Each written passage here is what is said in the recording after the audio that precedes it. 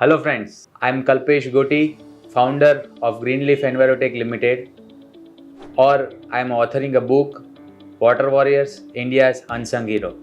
आज मैं आप सबसे एक वाटर रिसोर्सेज और वेस्ट वाटर ट्रीटमेंट का इम्पोर्टेंस क्या है उनके लिए बात करना चाहूँगा।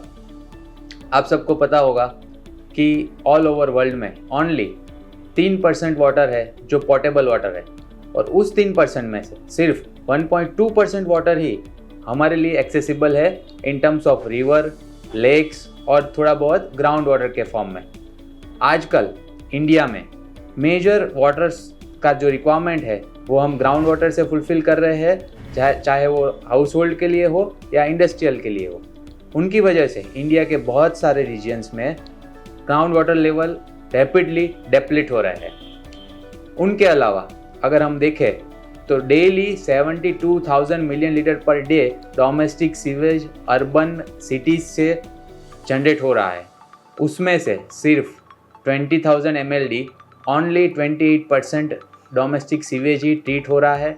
बाकी का 72% वेस्ट वाटर वैसे ही विदाउट ट्रीटमेंट नदी में, नालों में, लेक में और ज़मीन में डिस्चार्ज हो रहा है।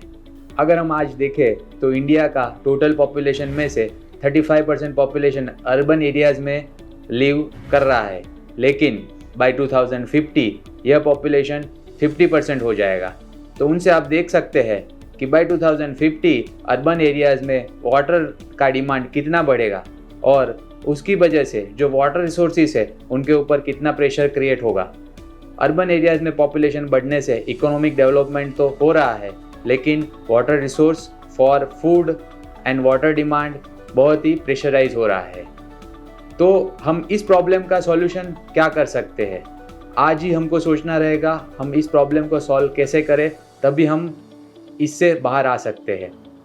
मैं आपको बताना चाहूँगा कि वेस्ट वाटर एक ऐसा सोर्स है जो फ्रेश वाटर के लिए एक रिसोर्स बन सकता है, क्योंकि इंडिया में अभी तक हमने वेस्ट वाटर को कभी एक वैल्यू नहीं दिया और हम हमेशा वो अनटैप और अंडर वैल्यू ही रहा है। तो मैं चाहता हूँ कि हम वाटर रिसोर्स मैनेजमेंट के लिए वेस्ट वाटर को एक अलग नज़रिए से देखें। हम अपना पैराडाइम शिफ्ट करें कि वेस्ट वाटर वेस्ट नहीं है, उन्हें न्यूट्रिएंट, एनर्जी और वाटर के सोर्स के रूप में हमें देखना चाहिए। Government of India clean water को और वेलबींग ऑफ द नेशन को बहुत ही इम्पोर्टेंस दे रही है। उनकी वजह से बजट 2024-25 में उन्होंने 21,028 crore rupees water resource development के लिए अलोकेट किया है। गवर्नमेंट ऑफ इंडिया इस बजट से वाटर रिसोर्सेज, रिवर डेवलपमेंट्स और गंगा रिजुविनेशन के काम में खर्च करेगी और इंडिया के वाटर रिसोर्स को और अच्छी तरह से मैनेज करेंगी। गवर्नमेंट का यह कमिटमेंट वाटर सेक्टर के लिए बहुत ही इम्पोर्टेंट है। तो मैं आप सबसे जानना चाहता हूँ कि हम इंडिविजुअली और गवर्नमेंट क्या करें और क्या सुझाव आप दे सकते हैं जिनसे इंडिया में हम वाटर रिसोर्स को ज़्यादा अच्छी तरह से मैनेज कर पाए और नए वाटर रिसोर्सेज हम डेवलप कर पाए। Thank you.